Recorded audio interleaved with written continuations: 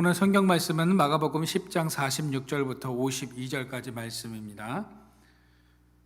오늘 성경 말씀은 마가복음 10장 46절부터 52절까지 말씀을 제가 봉독해 드리겠습니다.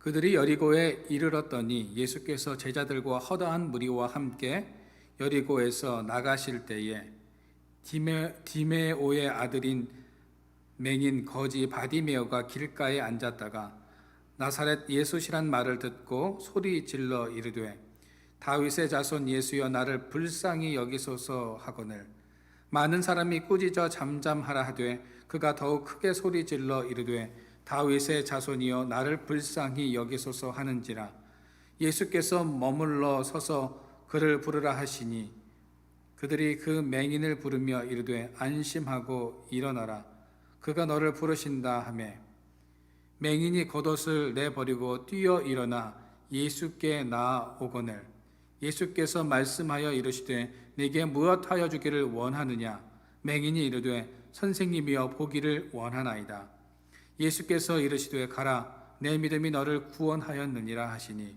그가 곧 보게 되어 예수를 길에서 따르니라. 아멘. 여러분들에게 오늘 설교 말씀을 전하기 전에 사진 한 장을 좀 보여드리겠습니다. 오늘 사진 띄워주세요.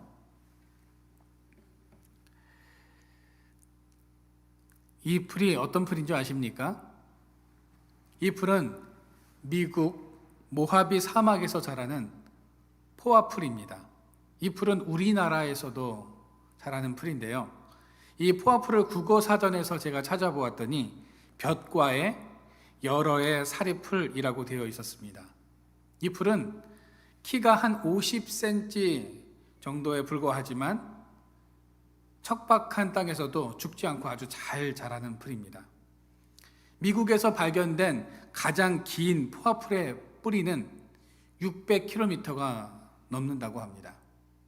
서울에서 부산까지의 거리가 약 400km 정도 되는데 이 작은 풀의 뿌리가 얼마나 긴지를 잘 알 수 있습니다. 포화풀이 메마른 사막에서도 생명력을 유지하며 생존할 수 있는 비결이 있다면 그것은 긴 뿌리 덕분이라고 합니다. 포화풀은 물과 영양분을 찾아서 끊임없이 계속 뻗어나가며 생존을 위해서 그 열정을 다한다고 합니다. 여러분, 풀뿐만 아니라 사람이 살아가는데 열정만큼 중요한 것은 없죠. 열정은 에너지를 폭발하는 힘입니다. 또 열정은 우리가 가진 한계를 뛰어넘게 만들고 우리를 막아서는 것을 극복하게 하는 동력이 되게 합니다. 그래서 우리에게 열정이 필요합니다. 성경에 보면 열정으로 자신의 한계를 뛰어넘은 많은 인물들이 있지만 가장 열악한 조건 속에서 열정을 가지고 난관을 극복한 사람이 있다면 바디메오가 아닐까 생각됩니다. 오늘 본문 46절에 보시면 바디메오의 인적사항에 대해서 적어 놓았습니다. 첫째, 바디메오는 사실 이름이 아닙니다. 바디메오의 바는 누구의 아들이라는 뜻이고 디메오는 아버지의 이름입니다. 다시 말해서 바디메오는 디메오의 아들이라는 뜻으로 그는 이름조차 없었던 인물임을 알 수 있습니다. 디메오라는 말도 혼돈, 불결이라는 뜻으로 바디메오는 혼돈의 아들, 불길한 아들이라는 저주받은 사람으로 불리고 있었습니다. 둘째, 바디메오는 맹인이었습니다. 그가 선천적으로 태어나면서 맹인은 아니었고 후천적으로 맹인이었다는 것을 우리는 알 수 있습니다. 그것을 어떻게 알 수 있냐면 51절 말씀을 원어에서 보면 다시 보기를 원한다라고 이렇게 되어 있습니다.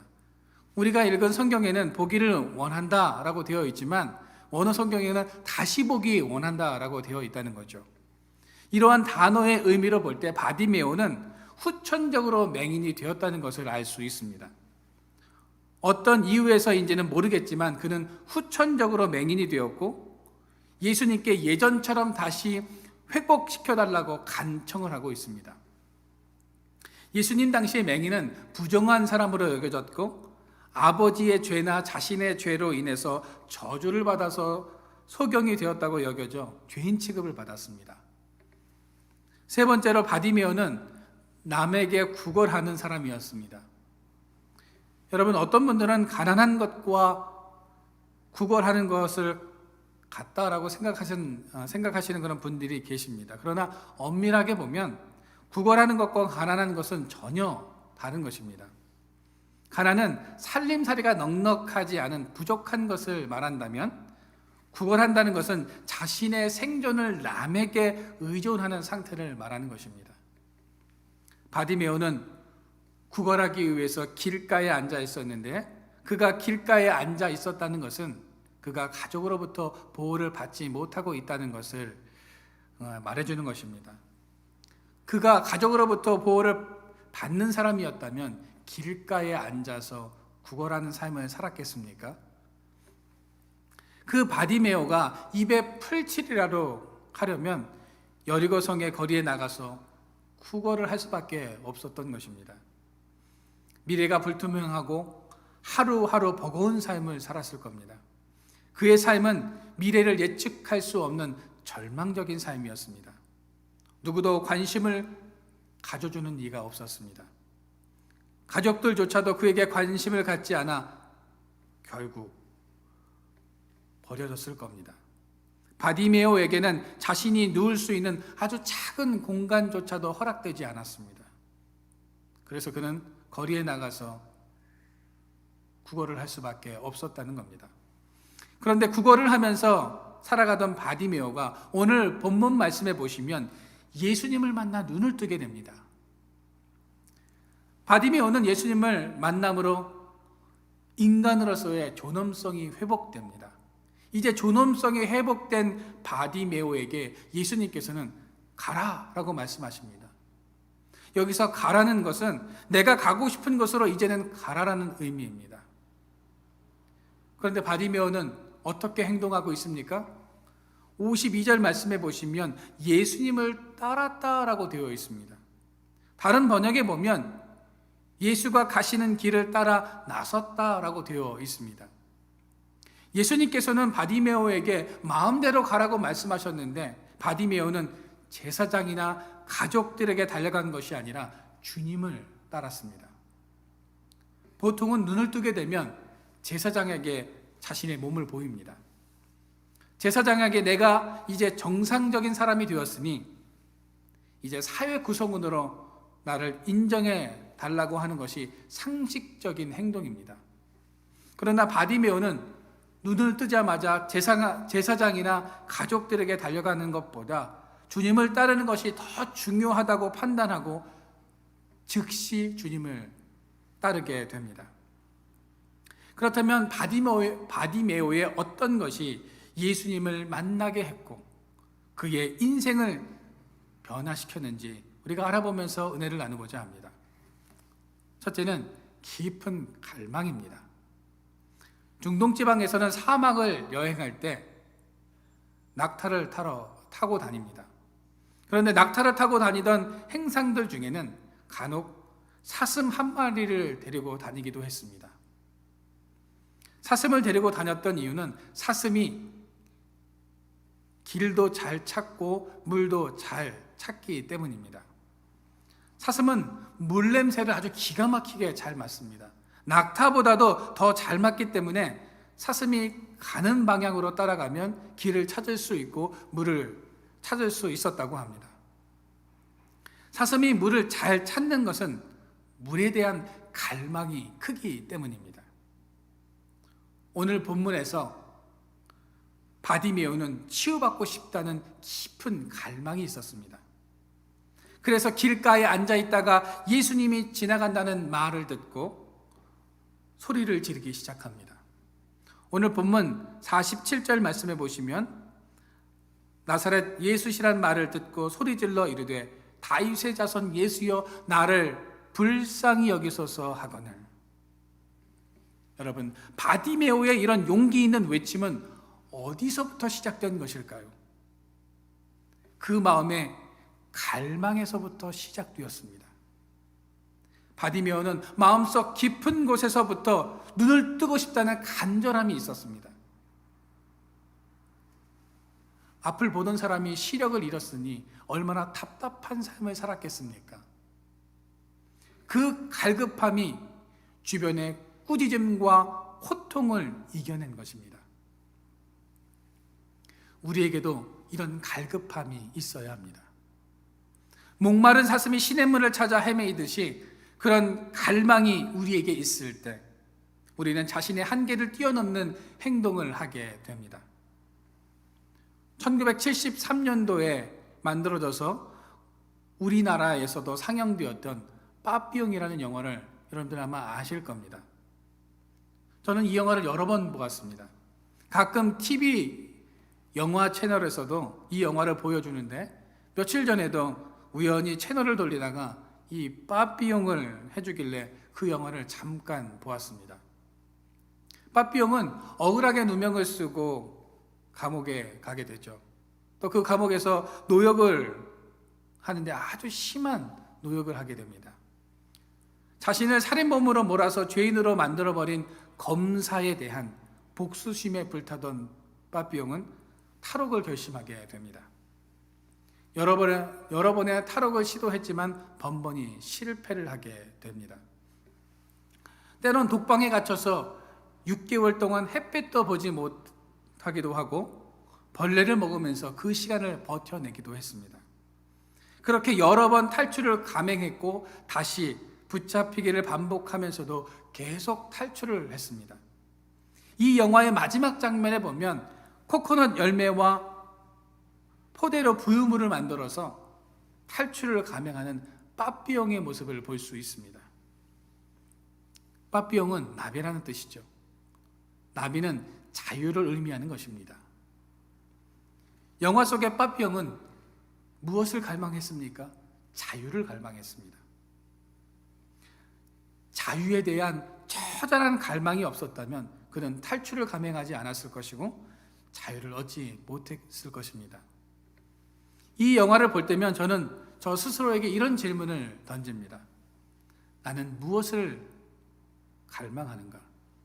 나는 무엇을 갈망하며 살아가는가? 라는 저 스스로에게 이런 질문을 던집니다. 여러분들도 여러분 스스로에게 이런 질문을 한번 던져보시기를 바랍니다. 나는 무엇을 갈망하는가? 나는 무엇을 갈망하며 이 땅을 살아가는가? 지금 여러분들은 무엇을 갈망하며 살아가고 계십니까? 바디메오에게도 갈망하는 것이 있었습니다. 그것은 예수 그리스도를 만나야 한다는 갈망이었습니다. 바디메오의 갈망은 돈을 많이 벌고 싶다거나 좋은 집에서 살고 싶다거나 배불리 먹어야 한다는 갈망이 아니었습니다. 예수님을 만나야 눈을 뜰 수 있고 회복될 수 있다는 그 강한 열망이 예수님의 마음을 움직이는 것입니다. 한 번이라도 모든 걸 걸어본 적이 있는가라는 책에 보면 꿈을 이루는 간절함은 이게 아니면 안 된다는 간절함이어야 한다는 내용이 나옵니다. 차선책을 마련해 놓은 간절함은 간절함이 아니라는 거죠. 이것이 아니면 안 된다는 간절함이 꿈을 이루게 한다는 겁니다. 바디메오는 예수님이 아니면 안 된다는 그런 간절함이 있었습니다. 그 간절함이 용기를 가지게 했고 그 용기를 통해서 예수님을 만나 눈을 뜨게 된 것입니다. 여러분, 타는 갈증과 목마름은 우리를 더 간절하게 합니다. 그 간절함이 우리를 가로막고 있는 문제를 넘어서게 하는 것입니다. 이제 바라기는 그 간절한 기도를 통해 우리의 삶의 갈증과 목마름이 해결되는 역사가 우리 가운데 있어지기를 주님의 이름으로 축원드립니다. 두 번째로 끝까지 부르짖는 영적인 돌파력입니다. 48절 말씀해 보시면 많은 사람이 꾸짖어 잠잠하라 하되 그가 더욱 크게 소리질러 이르되 다윗의 자손이여 나를 불쌍히 여기소서 하는지라 라고 말씀합니다. 바디메오가 예수님을 만나고 싶어서 소리를 지르자 주변의 사람들이 방해를 합니다. 사람들은 바디메오에게 잠잠해, 조용해 라고 이렇게 말을 합니다. 그러나 바디메오는 그들의 말을 듣지 않고 더 크게 소리 지릅니다. 바디메오는 주변의 경고와 위협 속에서도 물러서지 않았습니다. 여러분, 그 상황을 한번 상상해 보시기를 바랍니다. 예수님께서 지나가십니다. 바디메오가 그 지나가는 예수님을 향해서 소리를 지릅니다. 몇몇 사람들이 조용하라고 경고를 합니다. 지금 분위기가 아주 냉랭하고 삭막합니다. 그런데도 바디메오가 계속 소리를 지르자 더 많은 사람들이 조용히 하라며 이 바디메오를 위협합니다. 그렇다면 왜 군중들은 바디메오에게 조용히 하라고 했을까요? 평상시 같으면 바디메오가 소리치지 않아도 그 소경이 눈을 뜰 수 있도록 길을 열어주거나 아마 그 군중들은 배려를 해 주었을 겁니다. 그런데 지금은 어떻습니까? 바디메오가 예수님께 나아가는 것을 막고 있습니다. 왜 군중들은 바디메오가 예수님께로 나아가는 것, 그 예수님을 만나는 것을 방해하고 있는가 하는 것입니다. 그 이유는 마가복음 11장에 답이 나옵니다. 지금 예수님은 이스라엘의 왕이 되기 위해서 예루살렘으로 입성하셔야만 했기 때문입니다. 군중들은 기적과 이적을 일으키시는 예수님이야말로 로마로부터 자유를 찾아줄 진정한 왕이라고 믿고 있었고 지금 그 예수님과 함께 예루살렘으로 향하고 있습니다. 그런데 그 거국적인 행진을 하고 있는 그때에 바디메오가 소리를 치며 방해하고 있는 겁니다. 군중들은 한 번만 더 소리치면 가만히 두지 않겠다고 위협을 가했습니다. 그러나 그런 살벌한 위협을 무릅쓰고 바디메오는 예수님께서 돌아서실 때까지 소리를 쳤습니다. 49절 말씀해 보시면 예수께서 머물러 서서 그를 부르라 하시니 그들이 그 맹인을 부르며 이르되 안심하고 일어나라 그가 너를 부르신다 하매. 여러분, 우리도 예수님이 돌아서실 때까지 부르짖는 믿음의 기도가 필요합니다. 이것이 바로 돌파력입니다. 바디메오가 부르짖으니까 예수님께서 가시던 걸음을 멈추시고 응답해 주셨습니다. 예수님은 우리가 부르짖을 때에 분명히 걸음을 멈추시고 응답해 주시는 분이십니다. 그냥 못 들은 척 지나가시는 분이 아니십니다. 그런데 중요한 것은 예수님이 걸음을 멈추실 때까지 우리는 부르짖어 소리를 쳐야 한다는 겁니다. 기도해야 한다는 거죠. 적당히 부르다가 멈춰서는 안 됩니다. 다니엘도 21일 동안 멈추지 않고 기도했습니다. 야곱도 축복해 줄 때까지 천사에게 매어달렸습니다. 그런 끈질김이 영적인 돌파구를 만들어내는 것입니다.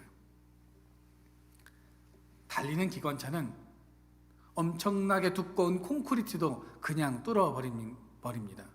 그러나 전시된 기관차는 아주 얇은 합판 한 장도 뚫어내지 못합니다. 여러분들은 전시된 기관차이십니까? 아니면 달리고 있는 기관차이십니까? 우리가 멈춰버리는 순간 아무것도 뚫을 수 없고 아무것도 돌파할 수 없게 됩니다. 이제 우리 앞에 어떤 장애물이 있다 할지라도 멈추지 마시기를 바랍니다. 주춤거리지 마시기를 바랍니다. 달리는 기차가 되셔서 그 장애물을 뚫어버리시기를 바랍니다. 바디메오는 자신 앞에 있는 많은 장애물을 뚫고 예수님께로 나아갔습니다.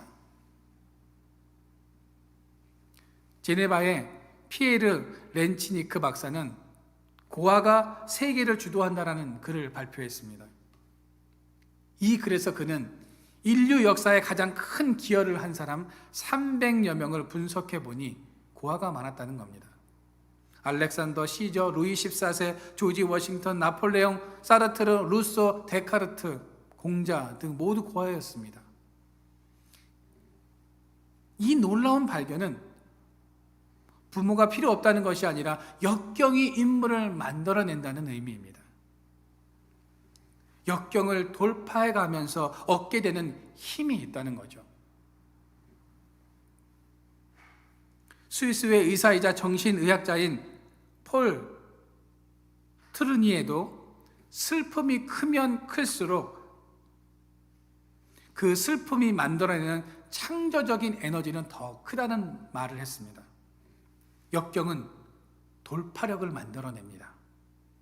우리가 지금 여러 가지 역경 가운데 있다 할지라도 그것으로 인해서 멈추는 것이 아니라 그 역경을 돌파해낼 수 있어야 한다는 겁니다. 여러분, 역경은 누구에게나 있습니다. 그러나 그것을 돌파하는 사람이 있는가 하면 그것으로 인해서 주저앉아 버리는 사람이 있습니다. 여러분, 바라기는 그 역경으로 인해서 주저앉는 인생이 아니라 그 역경을 돌파할 수 있는 끈질김과 영적인 힘이 여러분들 가운데 있어지기를 주님의 이름으로 축원드립니다. 세 번째로 모든 것을 내어던질 수 있는 믿음입니다. 50절 말씀해 보시면 맹인이 겉옷을 내버리고 뛰어 일어나 예수께로 나아오거늘 이라고 말씀합니다. 팔레스틴 지역은 일교차가 크기 때문에 맹인들에게 겉옷은 밤에 이불 역할까지 하는 아주 중요한 생필품입니다. 바디메오에게도 겉옷은 추위와 더위를 피할 수 있도록 하는 매우 중요한 것이었습니다. 그런데 그 겉옷이 예수님께로 재빨리 나아가는데 방해물이 되자 바디메오는 미련 없이 그 옷을 내버리고 뛰어서 예수님께로 나아갑니다. 그렇습니다. 우리가 주님께 나아가는데 장애물이 되는 것이 있다면 우리는 그것이 무엇이든 아낌없이 던져버릴 수 있어야 합니다. 마태복음 19장에 보시면 너무 물질이 많아서 예수님을 따르지 못했던 부자 청년의 이야기가 나옵니다. 예수님께서 그 청년의 행실을 보시고 사랑하사 너의 모든 것을 버리고 나를 따르라고 예수님께서 말씀하시죠. 그런데 그 청년은 재물이 너무 많아서 걱정하고 집으로 돌아갔습니다. 그런데 오늘 본문의 바디메오는 자신의 모든 것을 버리고 예수님께로 나아갔습니다. 자신이 귀하다고 생각하는 것을 버리고 일어나서 뛰었습니다. 앞이 제대로 보이지 않는데도 무조건 뛰었습니다. 오늘 우리는 아무것도 보이지 않아도 아무것도 해놓은 것이 없어도 주님을 믿고 뛰어야 합니다.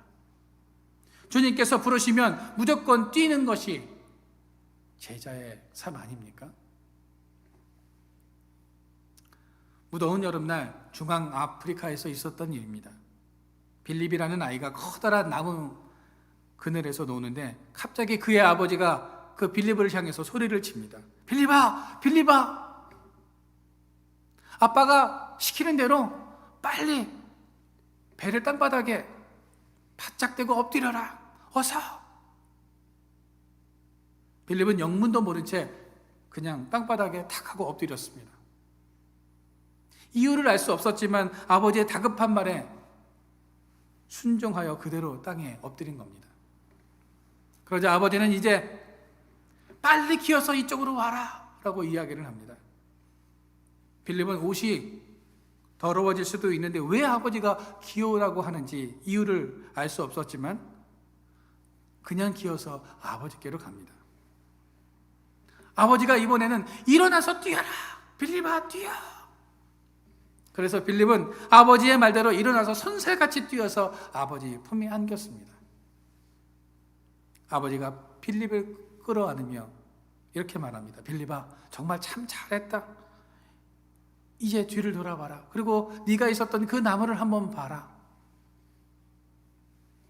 빌립이 나무를 쳐다보니까 그 나무 위에는 식인 뱀이 혀를 낼름거리면서 있는 그런 모습을 보게 되었습니다. 만약 빌립이 아버지의 명령에 순종하지 않았다면 그는 뱀의 먹이가 되고 말았을 것입니다. 빌립은 아무것도 알지 못했지만 아버지가 엎드리라고, 기라고, 뛰라고 말할 때 그대로 순종함으로 빌립은 목숨을 구할 수 있었던 것입니다. 여러분, 때로 주님은 우리에게 엎드리라고, 기어오라고, 뛰라고 말씀하실 때가 있습니다. 그때 아무것도 보이지 않아도 그 말씀에 순종할 수 있어야 합니다. 오늘 본문에도 바디메오는 주님의 그 부르심에 뛰어 일어나 예수님께로 나아갑니다. 오늘 본문을 다른 번역으로 보면 이렇게 되어 있습니다. 벌떡 일어나로 번역하고 있습니다. 바디메오는 주님께서 부르실 때에 벌떡 일어나서 주님께로 달려갔습니다. 여러분, 주님이 우리를 부르실 때에 주섬주섬 일어나는 것이 아니라 이 바디메오처럼 벌떡 일어나서 주님께서 부르시는 그 방향으로 달려나갈 수 있어야 합니다. 주저하거나 망설이는 것이 아니라 우리의 모든 것을 내어 던지고 벌떡 일어날 수 있는 믿음이 우리 가운데 있어지기를 소망합니다. 여러분, 우리 안에 주님이 아니면 안 된다는 그 간절함이 있을 때 우리를 가로막고 있는 문제를 우리는 넘어설 수 있습니다. 역경으로 인해 주저앉는 인생이 아니라 끝까지 부르짖어 우리의 문제를 해결받는 영적 돌파력을 소유하시기를 바랍니다. 역경을 돌파할 수 있는 끈질김과 영적인 힘이 여러분들 가운데 있어지기를 소망합니다. 또한 주님이 부르실 때 모든 것을 내어던지고 벌떡 일어나 달려나아가 따를 수 있는 믿음이 저와 여러분들 가운데 있어지기를 주님의 이름으로 축원드립니다. 기도하겠습니다.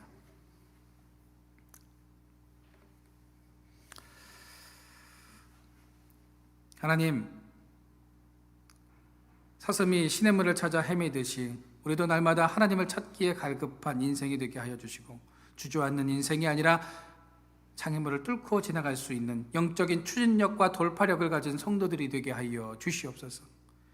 주님께서 부르실 때 세상 욕심 다 던져버리고 주님께로 더 가까이 나아가는 복된 심령들이 되게 하여 주시기를 원합니다. 오늘 헌물을 드린 손길을 위해서 기도합니다. 주님의 은혜에 감사하여 마음으로 예물을 드린 성도들에게 은혜와 평강의 복을 더하여 주시고 평안함과 강건함의 복을 주시며 기쁨과 행복으로 넘쳐나는 삶을 살아가게 하여 주시옵소서.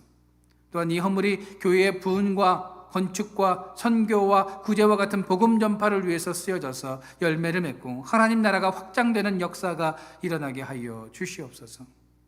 예수 그리스도의 이름으로 기도합니다. 아멘.